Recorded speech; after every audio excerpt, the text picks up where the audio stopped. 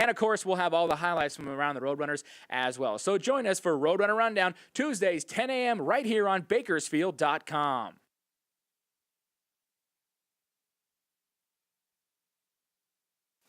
Introducing a new way to get the news. The Bakersfield Californian e-edition. It's not a website, it's the actual Bakersfield Californian right on your tablet computer, laptop, even your smartphone. All the news, features, pictures, and ads you're used to right at your fingertips. Now you can get the Californian on your schedule, anytime, anywhere, anyplace. Get your new Bakersfield Californian e-edition today. Visit eedition.bakersfield.com.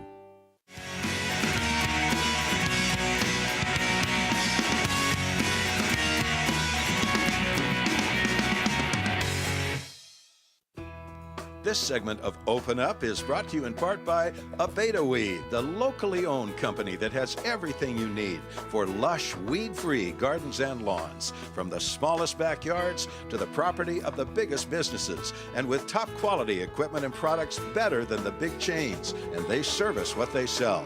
Located on Rosedale Highway, just east of Callaway, across from the promenade. Be loyal, buy local, abetaweed.com. You bet. Great people at Abeta-Weed. Yes. That little hiccup you just experienced in the show there is because we were trying to reach John Potter in Phoenix, Arizona. Apparently, I wrote down the wrong number. So, John, we finally got you. Are you there? Thank you. I'm in Oregon, actually, and I'm in my car, so I hope I sound okay. John, actually, it's scratchy and broken up. I don't know if you can stop it all, but we'll go forward with that. John, you have written a book called Hit by a Ton of Bricks. Tell us the history of that book and why you wrote it. Well, I have to jump to the present. It's turning out to be a good story, but I started the book, actually I edited it. We found out in 1997 our daughter was addicted to heroin living in Denver. We went up, we being my wife and I. She was ready for treatment and went to treatment, and today she is a drug counselor and addiction counselor for the Salvation Army Treatment Center in Phoenix. Wow. So we're very grateful to God for where she is today. John, what was her age when she became addicted? I don't know the question of that, Tina. I don't know the answer to that, Tina. She was 25 when we found out, and she had been using for probably at least a year. There were I was advised by a college friend whose son was addicted, don't ask questions about the past, just focus on the future. So, okay. Somewhere at least a year before age 25. So that was one of the principles you learned in intervening in your daughter's life is do not focus on the past or where it started or how it started, but the future. And how do you do that? Well, it takes a lot of discipline. The Apostle Paul said, whatever is pure, whatever is honorable, whatever is lovely, think about these things. So I will confess that there are still times when I wonder what went on, etc., but I just force myself to think on where she is today and not go back to thinking about those things. Interestingly, some people want to try to take me back to talk about those days, and I just say, listen, let's talk about the present because today she's sober and she's an addiction counselor. Let's focus on that. Well, John, the only reason I would want to take you back to the past is that there are probably people listening that are going through this right now. And the more they know of your story and how you got through this, you were a pastor, you were a prominent Christian leader, not just in this country, but known around the world. I mean, did you and your wife kind of beat up on each other? What did we do wrong? Things like that. That's a very good question. Yes, Susan and I did ask what did we do wrong, but one of the things is that we went to a counselor immediately, and he helped us understand that this was not a decision that we made. It was a decision that our daughter made, and that's one of the things that I often have to say to parents. This was a decision your child made. This is not related to your parenting. In fact, we had research done with pastors' kids who had used or had been addicted, and we didn't do the research. We had it done professionally, And except for one pastor's kid, they all said this had nothing to do with my parents. This had to do with me. And they gave three reasons. One, it was fun, and if you think about it, the Bible says there's pleasure in sin for a while. Two, they said I was being rebellious against my parents or against school.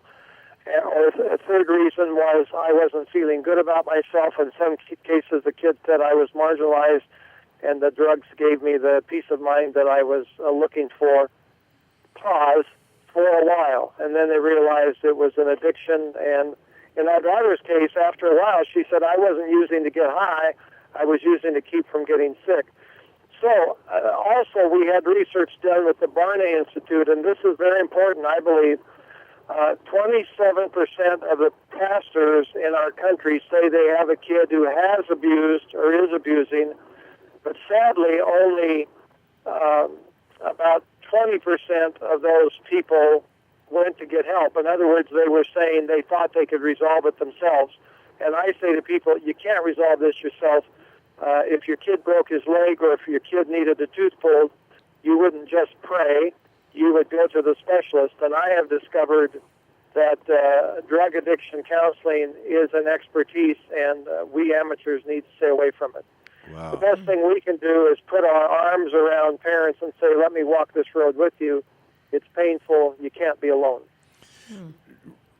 John, tell us about that. You've turned that into kind of a special outreach that you do. You are not alone. Tell us how you reach out to people and how they respond to that.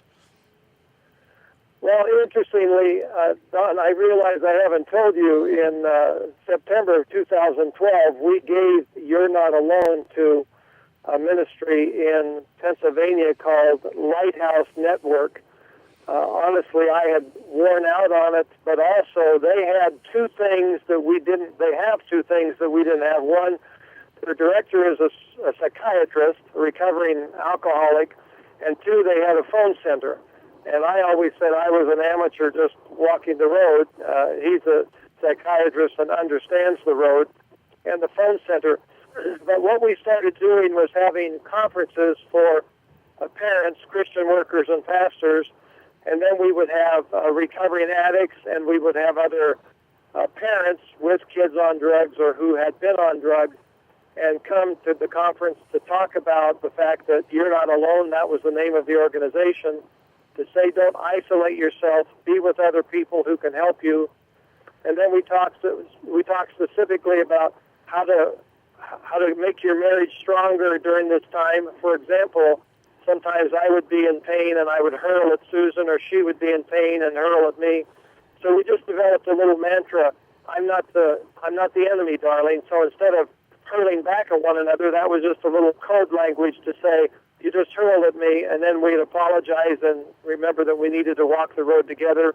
We had drug counselors talk about how drugs work, what they do to people. We had other counselors talk to speak specifically how to deal with the pain of having kids on drugs. And not all of those talks, but 18 of those talks became the basis of the book, Hit by a Ton of Bricks, You're Not Alone When Your Kids Are on Drugs. Each talk became a chapter in the book. John, is this primarily an American problem, or you've traveled globally? Do you find the same thing going on around the world? My friends tell me that it's even worse in Russia. I have friends now who are ministering to pastors and helping them in Vietnam. Some pastors have started treatment centers there because they have family members of people in their churches who are addicts, and there's no help for them. Thankfully, Teen Challenge is now in Vietnam. Interestingly enough, I've been to China a number of times, and they tell me there that the bad guys have figured out how to make more money than having a regular job, and that is that bringing drugs up from what we call the triangle. And so drugs are a big problem in China as well. John, did your daughter, when you discovered that she was addicted and you went up to Denver to intervene, did she resent your intervention? How do you handle that? How would you recommend others do so? Yeah, no, she didn't resent it at all. In fact, she said that She knew she was in trouble. She was trying to figure out how to get to treatment without our knowing it, so she wouldn't bring embarrassment to the family.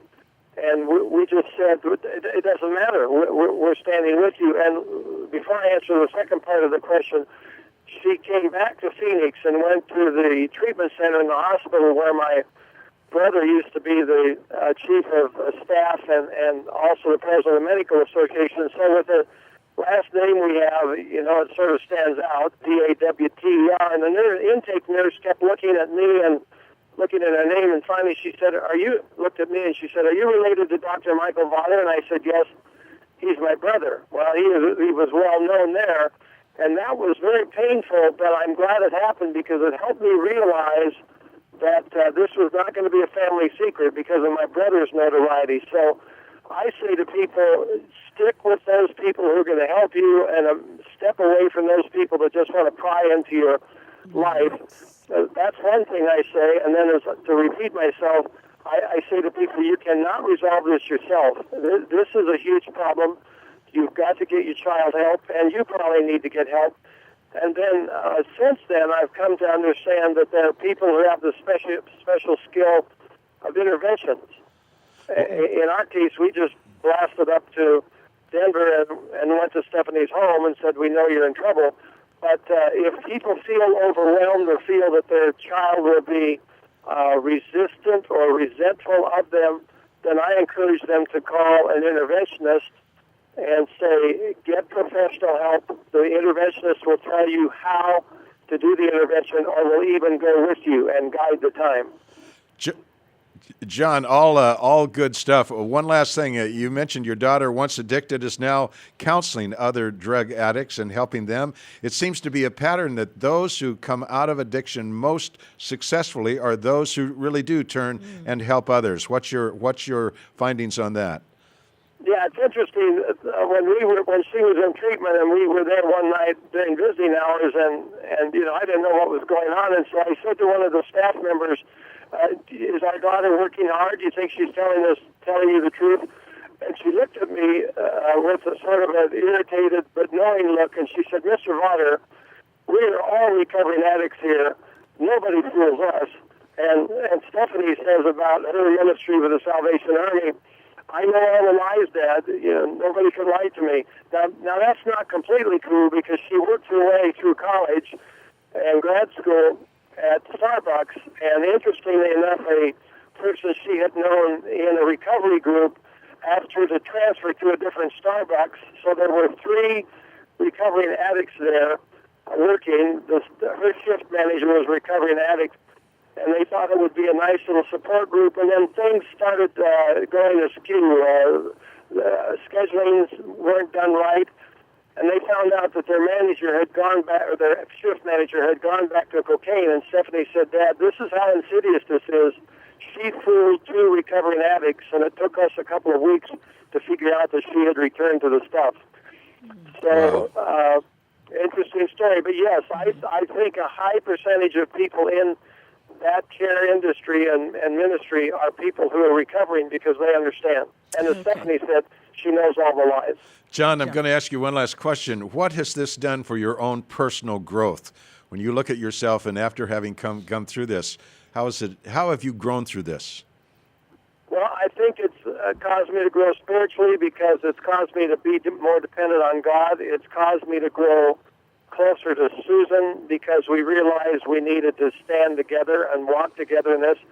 It's made me more sensitive and I think compassionate to people who have this in their family. I'm not so quick to criticize. Also, in fact, I just wrote a letter to a pastor where I spoke Sunday, and on Sunday I spoke Saturday night, and then Sunday saw all the musicians and went over to greet them, and I said, "What do you guys do when you're not playing music at the church?" And one of the guitar players said, "We take drugs." And I just frowned at him and said, "My daughter's a recovering addict, heroin addict. I don't joke about that." And he quickly said, "I'm sorry, I didn't mean to hurt you." And obviously he was just joking. So I don't tolerate people joking about drugs like I used to because I realize how painful it is. And then when people say, "Well, I'm not hurting anybody but myself," I always challenge that and say, "Oh, yes, others are hurting. Your family's being hurt by seeing you destroying yourself. John, So thanks I really for. want to go. Okay, Don, thanks so much. Sorry about the missed phone call and backing up your schedule. You're still a handsome devil out there. Thanks for being with us. And Thanks, Don. Thanks, Tina. All Thank right. you, Goodbye. John. Thank you so very God bless. much. Bye-bye. Okay, Don, are we breaking right now? a lot of wisdom there. Yes, We'll a be lot. right back. We'll be back in a moment.